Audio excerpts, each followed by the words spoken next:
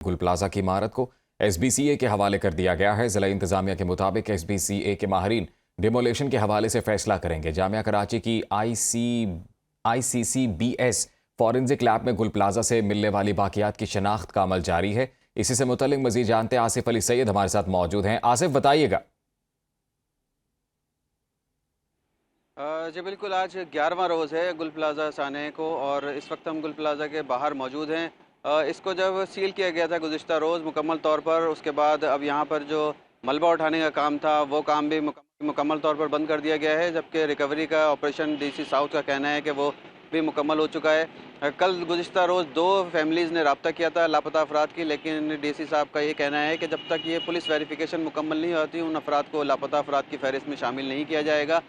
जामिया कराची में जो आईसीसीबीएस की लैब है फॉरेंसिक की, वहाँ पर 55 सैंपल्स जो है वहाँ के जो काम है उनका कहना है कि लाए गए थे, जहाँ पर जो शनाख्त का अमल है वो जारी है। उसके अलावा हम बात करें अगर वर्षा के इमदाद देने की, तो आज बताया जा रहा है कि 20 अफराद जो हैं लवाहिकीन उनको चेक तकसीम किए जाएंगे, जबकि नादरा की वैन इस वक्त डीसी ऑफिस में मौजूद है। गुज़िश्ता रोज़ ये वैन यहाँ पर आई थी, जहाँ पर एफआरसीज़ बनाने का जो सिलसिला था वो जारी किया गया था और गुज़िश्ता रोज़ से अब तक नादरा हुक्काम का ये कहना है कि 10 एफआरसीज़ फैमिलीज़ के बन चुके हैं, जबकि जो फैमिलीज़ आती जा रही हैं उनके एफआरसीज़ बनाए जा रहे हैं और ये चंद घंटों में ही ये जो मरहला है मुकम्मल किया जा रहा है। लोगों को इंतज़ार नहीं करना पड़ रहा है यहाँ पे फैमिलीज़ को, उनके लिए यही सहूलत रखी गई है। उसके अलावा जो रेस्क्यू के एहलकार हैं वो यहाँ पर अभी मौजूद हैं। इसके अलावा सिक्योरिटी सख्त कर दी गई है। रेंजर्स के एहलकार बड़ी तादाद में यहाँ पर मौजूद हैं, जबकि आरआरएफ के जो एहलकार हैं रैपिड रिस्पांस फोर्स के, वो भी बड़ी तादाद में नफर यहाँ पर मौजूद है। किसी शख्स को भी इमारत के अंदर जाने की या करीब जाने की इजाज़त नहीं है, चाहे वो रेस्क्यू एहलकार या कोई रज़ाकार ही क्यों ना हो। जबकि पंजाब से जो फॉरेंसिक की खुसूसी टीम आई हुई है वो मखसूस लिबास पहनकर वो आज सुबह यहाँ पर इमारत की एक जगह से सील खोल कर अंदर दाखिल हुई थी दोबारा।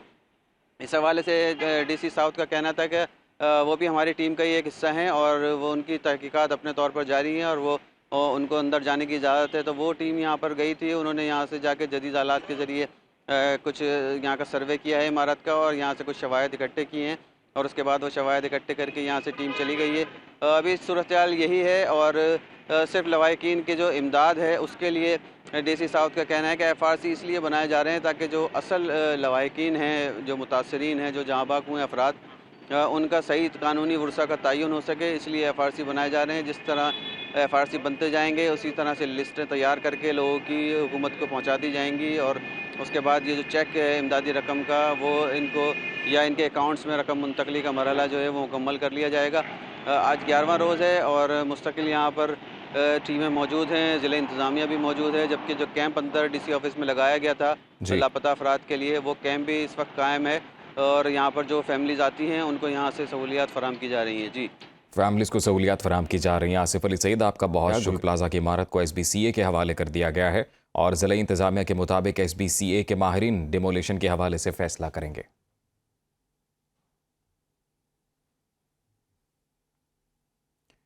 जबकि अरकान सिंध असम्बली का ये कहना है कि सानिया गुल प्लाजा के मुतासरीन के साथ खड़े हैं, किसी भी सतह पर इनको तनहा नहीं छोड़ेंगे।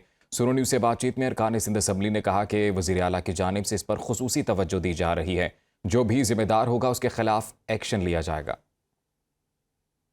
मेयर कराची के साथ कुछ घर विज़िट किए हैं जिनके प्यारे जो हैं इस सानिया में अब नहीं रहे, तो उनके लिए भी ज़ाहिर बात है किसी के घर का एक ही कमाने वाला था, किसी के डिपेंडेंट्स थे, किसी का वो था, मगर हम बतौर गवर्नमेंट उनके साथ खड़े हैं। गुल प्लाजा के हवाले से डीसी साहब के साथ अभी मीटिंग करके आया हूँ, क्योंकि इसमें हमारे बहुत सारे लोग जो कराची से ताल्लुक़ रखते हैं और कुछ उसमें हमारे अपने बहुत करीबी अजीज़ और अकारीब भी है जिनकी डेथ बॉडियाँ अभी तक नहीं मिली है। इसको सीएम साहब खुद सारी चीज़ों को मॉनिटर कर रहे हैं और जो कमेटी बनाई है वो डेली बेसिस पे जो ना अपनी रिपोर्ट बना रही है और तैयार कर रही है और जो भी इसमें कसूरवार होगा उनको सजाएं भी होंगी। इतना बड़ा दर्दनाक वाक़या हुआ है और उसमें पहले दिन से लेकर हम लोग लवाहिकीन के दुख में बराबर के शरीक हैं और इस मामले को इतना संजीदा लिया गया है कि आपने देखा होगा कि सिंध के चीफ मिनिस्टर ने ख़ुद अपनी मोरल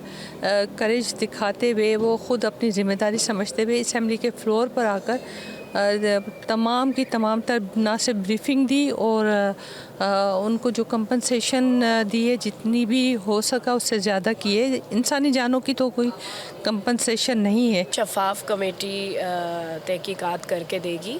चीफ मिनिस्टर साहब उस सारे मामले को ख़ुद मॉनिटर कर रहे हैं और जल्द रिपोर्ट इस मामले पर आएगी। वैसे तो जो शवाहिद हैं वो यही हैं कि अंदर एक फूलों की दुकान में आग लगी और उसकी वजह से रैपिड फायर जो है वो फैल गया।